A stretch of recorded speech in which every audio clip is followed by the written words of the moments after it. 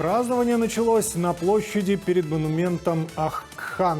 От него участники группы «Галкыныш» в сопровождении всадников с флагами Туркменистана и ООН проследовали к государственному конному цирку имени Гюргаллы. На международном цирковом фестивале в Монте-Карло артисты цирка завоевали главный приз, а также награды итальянского и индийского цирков.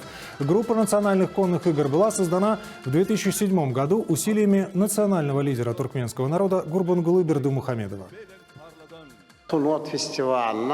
Участие группы национальных конных игр «Галкыныш» в международном фестивале циркового искусства в Монте-Карло стало гордостью туркмен. Райские кони, которые всегда были верными спутниками нашего народа, стали олицетворением стремительного развития отчизны. Затем по видеосвязи коллектив группы с большой победой поздравил президент Туркменистана Сердар Бердымухамедов.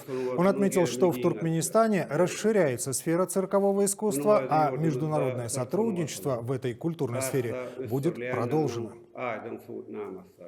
От имени руководства Туркменистана группе «Галкыныш» были вручены крупные денежные премии и подарки.